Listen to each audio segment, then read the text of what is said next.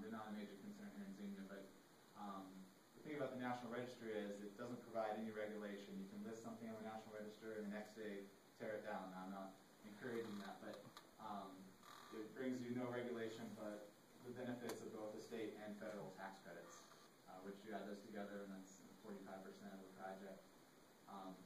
In Ohio, however, the Ohio credit is eligible to buildings that are also locally designated by a certified local government, a CLG.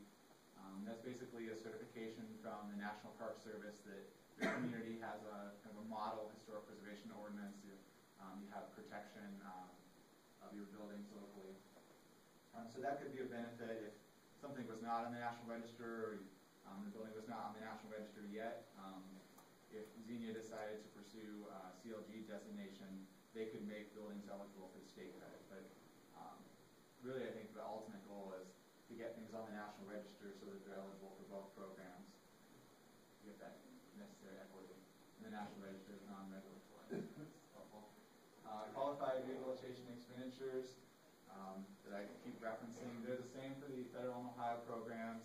And basically what they are is every cost that is associated with the rehab of everything within a building envelope and everything to a building envelope, but nothing outside. So it would include walls, systems, electrical, mechanical, anything permanent to the building, but nothing outside. So no additions, no parking lots, landscaping, things like that.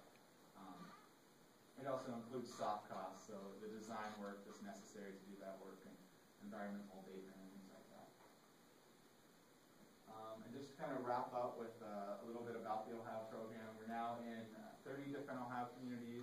We have a big announcement of about 18 projects next Tuesday, and I think we'll hit 34 cities, so we're starting to see a good spread. We're not in Greene County yet, so we'd love to have a project here. And then to talk a little about the economic impact, our annual reports are at the back, and I'd encourage you to pick one up. There's some good stories and photographs in there. But it also talks a little bit about the economics of the program.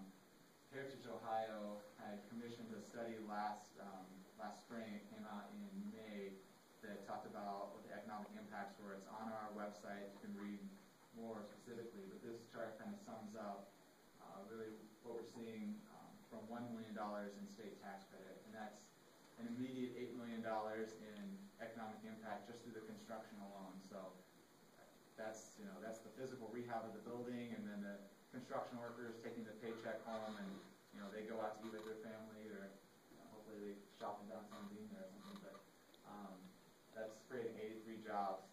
We're seeing $32 million in activity just through the operation of the building over a 15-year period.